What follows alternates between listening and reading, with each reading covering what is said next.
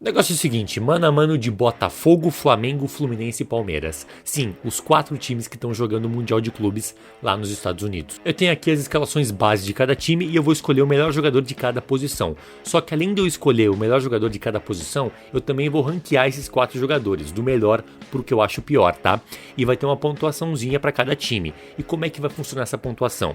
Por exemplo, aqui eu tenho 4 goleiros. O goleiro que eu considerar o melhor, o time dele vai receber 4 pontos. O goleiro que eu considerar o segundo melhor, o time dele vai receber 3 pontos. E assim sucessivamente, o terceiro vai receber 2 pontos e o quarto vai receber 1 ponto só, tá? Então bora começar aqui sem muita enrolação. Os goleiros aqui eu tenho o John do Botafogo, Rossi do Flamengo, Fábio do Fluminense e o Everton pelo Palmeiras. 4 grandes goleiros, a gente tem aqui o Fábio como destaque pela idade, né? O cara que já tá com 40 e tantos anos e jogando bola ainda. O Everton também já é um goleiro bem experiente, já tá com uma idade avançada, já não tá no seu auge, mas segue em alto nível. O John, goleiro mais jovem, e o Rossi ali também tá no seu auge ali de idade. Entre os 4, para mim o melhor goleiro, o que eu mais gosto é o John. Vou colocar ele aqui como goleiro, o primeiro colocado aqui de goleiro. O segundo eu vou com o Rossi do Flamengo, eu acho que ele tá num grande momento. O terceiro para mim vai ser o Everton do Palmeiras. E o quarto, infelizmente, vai ser o Fábio, que por mais que esteja muito bem ainda, ele não tá mais no seu auge, a idade chega, ele ainda é um bom goleiro, mas para mim, entre esses aqui, ele fica em quarto colocado. E aqui a gente tem a pontuação, para vocês terem um exemplo de como vai ficando. O John, por exemplo, eu escolhi como melhor goleiro, então o Botafogo ganhou 4 pontos. Flamengo com 3 pontos, Palmeiras com 2 pontos e o Fluminense com 1 ponto. Deu para entender? Acho que deu, né? Ficou bem fácil de entender. Bora seguir aqui. Os laterais aqui temos o Vitinho, o Wesley, Samuel Xavier e o Giai. Temos aqui um lateral bem ofensivo que é o Wesley. O Vitinho também é um lateral bem ofensivo, mas o Wesley até mais. O Samuel Xavier é um lateral mais equilibrado e o Giai é um lateral mais defensivo, né?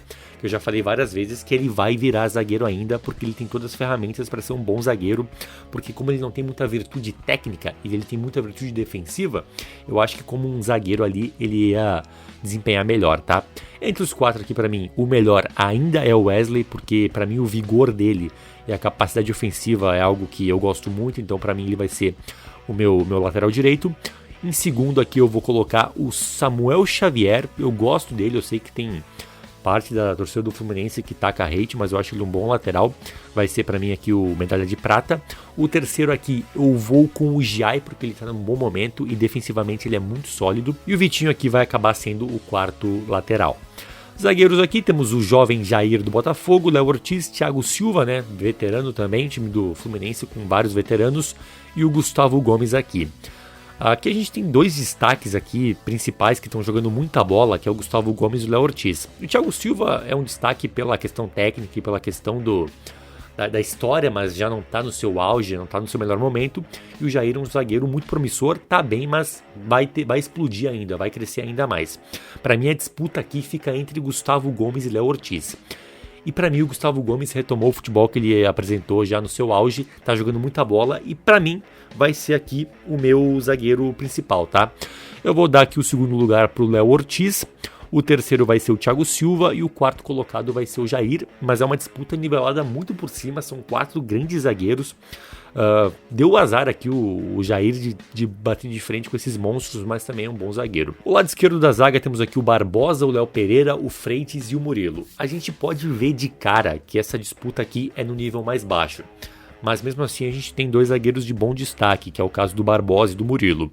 E nesse caso, para mim, o melhor vai ser o Murilo, mais uma vez eu vou com o zagueiro do Palmeiras, o segundo vai ser o Barbosa do Botafogo, o terceiro o Léo Pereira e o quarto, bem longe dos outros, vai ser o Freitas, que para mim fica bem abaixo aqui do nível dos outros zagueiros, tá? Porque quando a gente olha aqui as duplas de zaga, é um nível bem alto, só que o Freitas aqui é quem mais destoa e vai ser aqui o quarto zagueiro dessa disputa.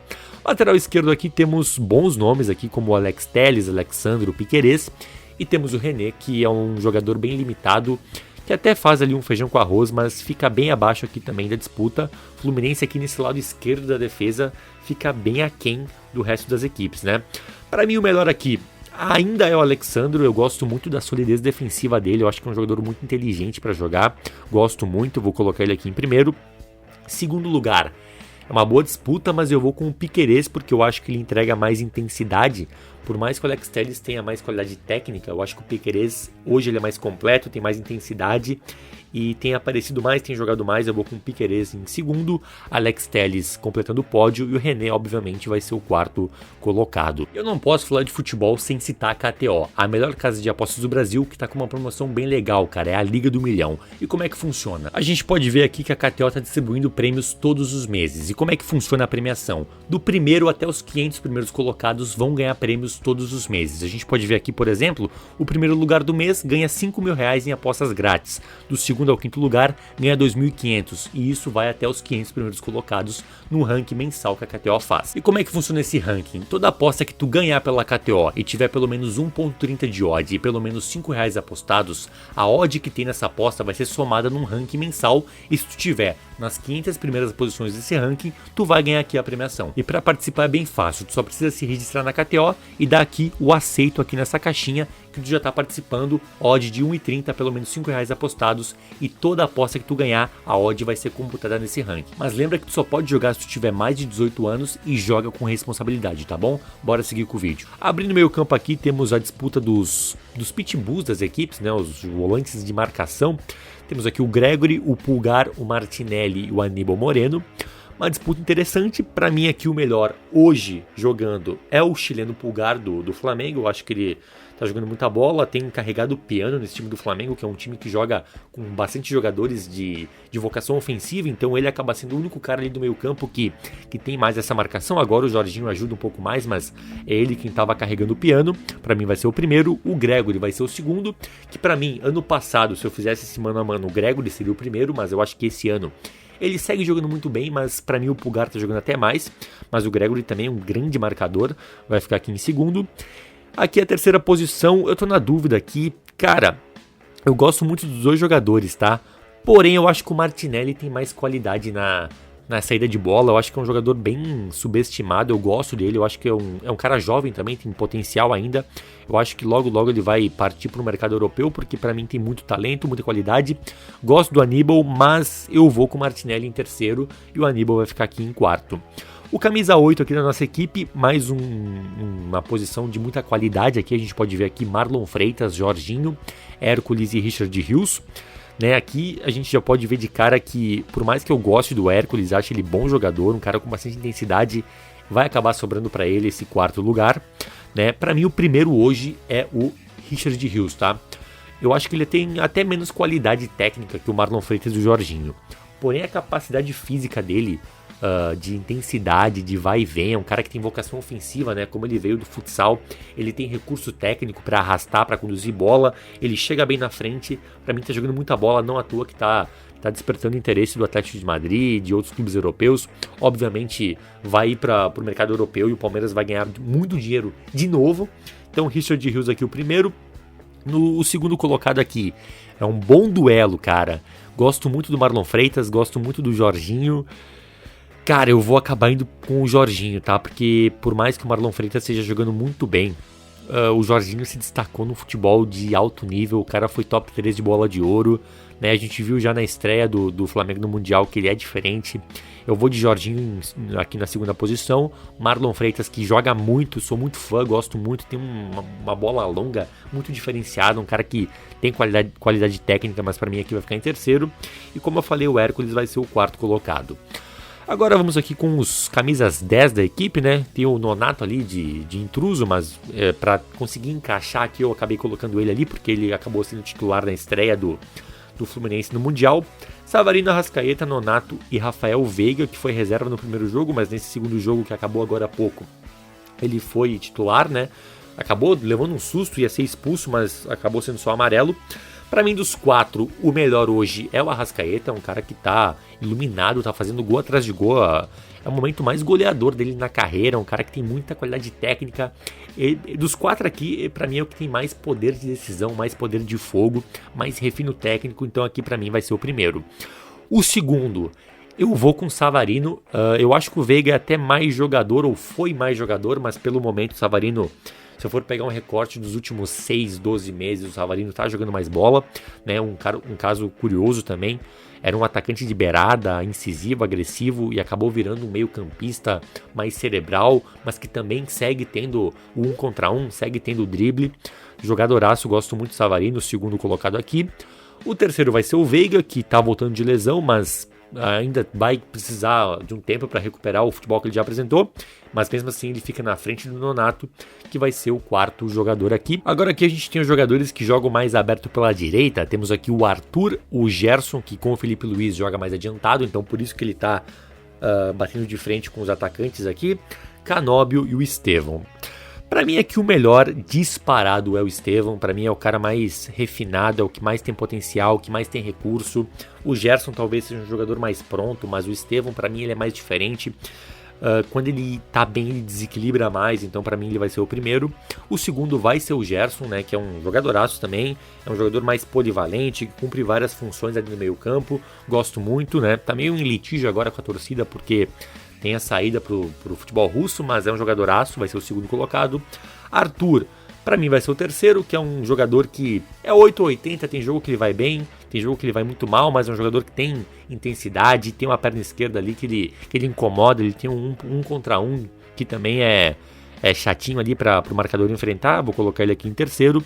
E o Canóbio é o quarto, o Canóbio pra mim é muito superestimado.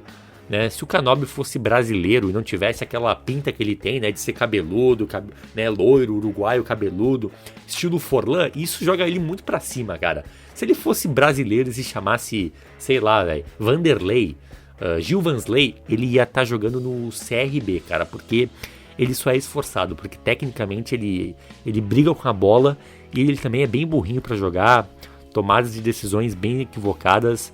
É um cara que se apoia muito no visual e no hype de ser estrangeiro e parecer o Forlan, mas bola mesmo fica bem abaixo aqui dos outros. Os outros atacantes aqui, eu coloquei aqui o Joaquim Correia, tá? Na estreia jogou o Mastriani, mas eu acho que foi só a estreia porque o Joaquim Correia tá chegando, porque ele é muito mais jogador que o Mastriani, então óbvio que ele vai acabar assumindo a posição, talvez contra o PSG, que eu tô gravando isso antes do jogo contra o PSG, tá? Só pra deixar bem claro, talvez ele não jogue, porque a tendência é nesse jogo o Renato Paiva vai colocar mais um meio campista, mas na escalação base do Botafogo eu acho que ele vai acabar sendo titular. Luiz Araújo, John Arias e o Facundo Torres, tá? Aqui pra mim o primeiro, tem dois jogadores que estão vivendo um grande momento, tá? Luiz Araújo e John Arias, os dois estão num momento muito bom. Luiz Araújo tá num momento até mais goleador, né? Porém eu vou com o John Arias em primeiro porque pra mim ele é mais jogador, ele é o mais completo dos quatro aqui, é o que mais tem intensidade. Pra mim ele joga num time pior e consegue desempenhar tanto ou até mais do que os outros. Pra mim jogadoraço, tanto que eu acho que acabou o Mundial, eu não sei se ele volta pro Brasil, tá? Eu acho que vai ser difícil o Fluminense conseguir segurar ele, porque ele joga muita bola e agora os holofotes estão nele e ele vai desempenhar ao natural aquilo que ele faz. E óbvio que times europeus que já estavam sondando vão cair em cima, porque é um jogadoraço, pra mim aqui é o primeiro. O segundo vai ser o Luiz Araújo, tá? Porque tá num bom momento, tá numa fase goleadora também, né? Pra mim, o Joaquim Correia é mais jogador que o Luiz Araújo, tá? Mas eu vou priorizar aqui o momento, tá? Os últimos 6 meses, 12 meses que o Luiz Araújo tem jogado bem. Vou deixar ele aqui em segundo. Joaquim Correia, que eu acho bom jogador, tá? Ele não é um goleador, ele é um cara que a temporada mais goleadora dele foi 13 gols na Lazio, se não me engano, mas é um cara muito inteligente, faz muito bem a associação de jogada, ele abre espaço, é um cara que consegue vir pro meio para criar jogo, ele é um cara que tu tem que usar ele no esquema que o Botafogo joga mesmo, com dois atacantes para ele ser aquele segundo atacante para movimentar atrás ali do centroavante, tá? Porque ele é muito inteligente. Para mim vai ser aqui o terceiro. E o quarto vai ser aqui o Facundo Torres, que é um jogador que até tem ali recurso técnico, intensidade, cara meio habilidoso, mas em relação aos outros aqui falta, né? Então vai acabar sendo assim mesmo. Centroavantes aqui agora, Igor Jesus, Pedro, Everaldo e Vitor Roque. Aqui pra mim tem dois que eu coloco numa prateleira um pouco mais acima, que é o Pedro e o Igor Jesus, tá? São dois jogadores de características bem parecidas, jogadores de área, com bom jogo aéreo, de imposição física, fazem bem um pivô. Né? Para mim o Igor Jesus tem um jogo aéreo melhor, porém o Pedro tem mais recurso técnico, mais refino, então eu vou acabar voltando aqui no Pedro como primeiro colocado. Eu sei que ele tá voltando de lesão, mas para mim é só questão de conseguir ritmo e ele vai destoar em relação aos outros aqui. O segundo, por óbvio, vai ser o Igor Jesus, né, que é um jogo aéreo absurdo, para mim vai ser o segundo colocado. E aqui o terceiro, entre Everaldo e Vitor Roque. Eu vou de Vitor Roque pela capacidade física que ele tem em relação ao Everaldo, ele tem mais velocidade, mais intensidade, mas ele tem um contra um melhor, por mais que ele não seja habilidoso, mas ele tem mais o arranque com a bola também. E o Everaldo vai acabar sendo o quarto, e olha que eu não acho o Everaldo um mau jogador, tá? O pessoal tá pegando no pé dele naquele lance que ele chega cara a cara, ele acaba, em vez de chutar, ele dá o come no zagueiro e serve o Canóbio. Tudo bem, tá? O centroavante tem que chutar aquela bola, ele tem que assumir a responsabilidade, fazer o gol. Tem, cara, mas ele tava cansado e ele não fez errado também, tá? Ele deixou o Canóbio bem. Se o Canóbio, por exemplo, devolve pra ele, ele ia tá na cara do gol, ia fazer o gol com muita tranquilidade. Acho um bom jogador, mas aqui vai ficar na quarta posição. Agora aqui os treinadores: Renato Paiva, Felipe Luiz, Renato Gaúcho e Abel Ferreira. Aqui o primeiro não tem nem discussão, é óbvio que é o Abel Ferreira. O currículo fala por si só, o trabalho dele no Palmeiras fala por si só, é um monstro, vai ser o primeiro aqui. O segundo, quem que vai ser? Eu tô na dúvida entre dois aqui: Felipe Luiz e Renato Gaúcho, tá? O Felipe Luiz, taticamente, me agrada mais, tá? Eu acho que ele tem mais repertório, mais leitura tática. Acho que ele tem um estilo de jogo que me agrada mais. Porém, o Renato Gaúcho, ele é muito subestimado. O pessoal trata ele muito pelo folclore, né? De ser um cara boleirão, um cara resenha. O pessoal acha que ele faz bons trabalhos porque ele é parceiro do jogador, então o grupo joga por ele e por isso que ele consegue, no futebol brasileiro, ter bons resultados. Mas não é só isso, tá? Ele é um cara que tem, sim, conhecimento tático, ele é malandro, ele tem a leitura de jogo para fazer mudança no decorrer do jogo, que ele faz como ninguém, né? O que aconteceu no Grêmio, por exemplo, que ele ficou marcado por ter feito um trabalho que acabou mal, é que no Grêmio ele é uma estátua, então ele acabava entrando numa zona de conforto, então acabou que ele não estava tão focado, não tinha tanta cobrança, então ele acabou relaxando um pouco. Mas agora no Fluminense, que é um time que ele não tem as costas tão largas como é no Grêmio, onde ele tem que estar mais ativo, trabalhar mais, ele mostra desempenho, mostra resultado. A estreia do Fluminense contra o Borussia foi muito boa, mesmo tendo um elenco pior aqui, como a gente pode ver, ele conseguiu fazer o time jogar bem.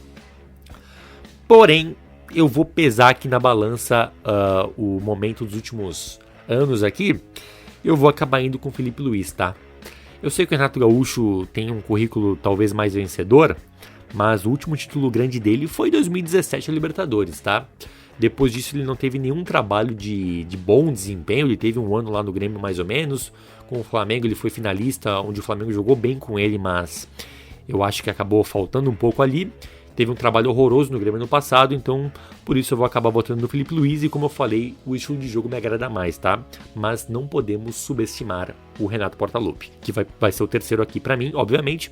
E o quarto vai ser o Renato Paiva, que é um português estudioso, né? Vai naquela linha, mas ainda precisa provar. Já é um cara que tem uma idade avançada e não ganhou nada ainda.